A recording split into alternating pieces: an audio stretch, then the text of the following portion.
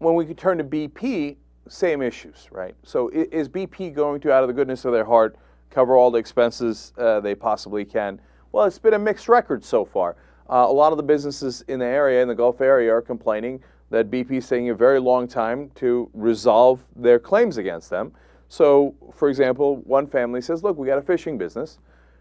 We've gone now a long time without any revenue whatsoever. We got 2 kids, and we're going to go bankrupt.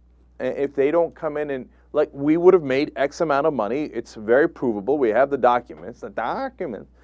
And so can you please do this? Now, they're charging that BP is delaying things, because the longer they delay, you know, the more they could drag things out, maybe not pay as much, etc. So now BP says, look, we've got a lot of claims. We're trying to pay them back as quickly as possible, but obviously we do need some documentation, which is true.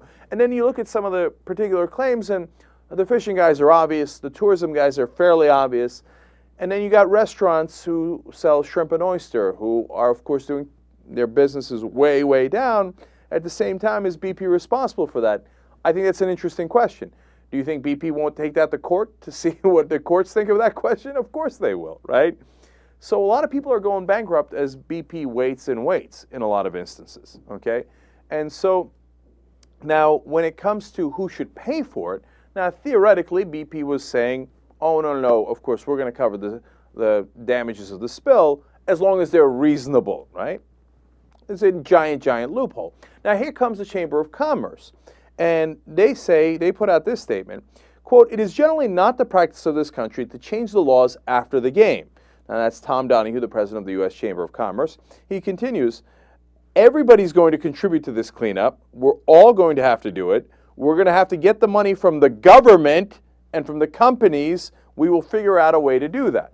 In other words, all of a sudden, the U.S. Chamber of Commerce, who is almost on every issue saying, get the government out. No, deregulate. Let the businesses handle it. Yeah, let us make the profits. No, government is bad. All of a sudden, they want to do a man hug it out, and hold hands and sing Kumbaya. Oh, of course, we're all going to do it together. The cleanup, the cost. No, the profits we keep, you get out of that, okay? But the cost, no, obviously we do that together. Companies will chip in a little bit, but obviously the federal government should chip in, definitely.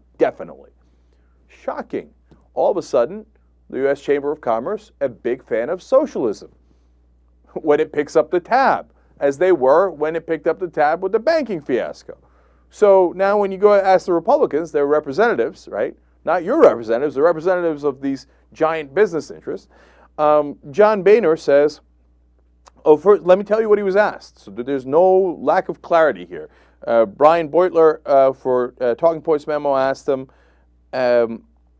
do you agree with Tom Donahue of the Chamber that the government and the taxpayers should pitch in to clean up the oil spill? Very clear question. Here's what Boehner says. I think the people responsible in the oil spill, BP and the federal government, should take full responsibility for what's happening there.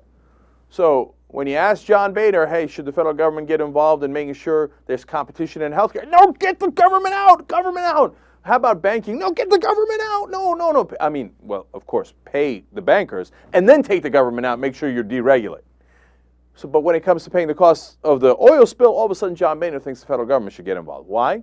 Because the people who pay his bills, the big donors, and the big lobbyists, told John Boehner, hey, bow your head. Go and make sure that we don't get stuck with the tab. Make sure the American taxpayer does. When he says federal government, what do you think he's referring to? Why is he all of a sudden a big fan of the federal government?